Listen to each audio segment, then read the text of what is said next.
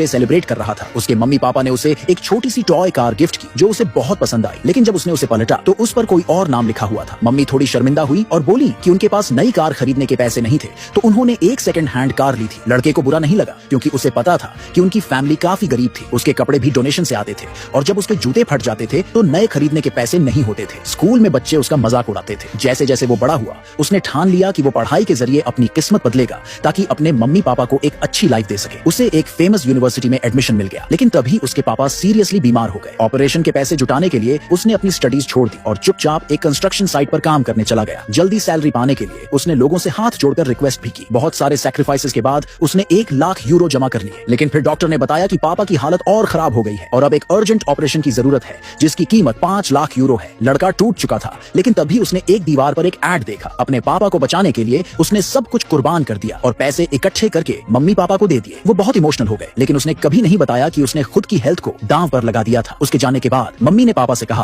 कि उन्होंने कभी क्यों नहीं बताया कि वो देश के सबसे अमीर लोग हैं और उनके बेटे ने इतने साल तक तकलीफें झेली। पापा ने जवाब दिया कि वो सब कुछ उनके अडॉप्टेड बेटे के बर्थडे के बाद बताएंगे, भले ही उसी दिन उनके रियल बेटे का बर्थडे भी हो, जिसे वो जानबूझकर इग्नोर करते रहे ताकि वो स्ट्रांग बने। उस रात मम्मी पापा अपने अडॉप्टेड बेटे को एक लग्जरी होटल में ले गए, बिना ये जाने कि उनका रियल बेटा वहीं वेटर की जॉब कर रहा था ताकि वो अपने पापा के इलाज का खर्च उठा सके। लड़का शॉक्ड रह गया जब उसने अपने मम्मी पापा को उस हाई क्लास जगह पर देखा। कंफर्म करने के लिए उसने अपनी मम्मी को कॉल किया और उन्होंने उसी के सामने कॉल उठाया। उसी पल उसे सच्चाई समझ आ गई और उसका दिल टूट गया। उसे याद आया कि कुछ दिन पहले उसने जिस आदमी को कंस्ट्रक्शन साइट पर डांटा था वो उसके पापा का ही एम्प्लॉय था। ये सब एक क्रूर टेस्ट था। उसके अंदर अपने मम्मी पापा के लिए गहरी नफरत भर गई, जिन्होंने 20 साल से ज्यादा उसे गरीबी, जिल्लत और बीमारी में जीने दिया। अचानक अडॉप्टेड बेटा उसे वाइन सर्व करने का ऑर्डर देता है। लड़का क्यूरियस होकर पापा से पूछता है कि उन्होंने बीमारी का ड्रामा क्यों किया। तभी उसे पता चलता है कि पापा तो कभी बीमार थे ही नहीं, उसने अपने शरीर की कुर्बानी बेवजह दी थी। ये सुनकर उसके हाथ से ग्लास गिर गया। अडॉप्टेड बेटा उसे गाली देता है और कहता है कि वो उसकी शर्ट की कीमत नहीं चुका सकता जब तक वो सारी बोतल नहीं पी लेता। होटल का मैनेजर बीच में आता है और उसकी जगह शराब पीने की कोशिश करता है, लेकिन उसे धक्का दे दिया जाता है। मम्मी भी उसे जलील करती है और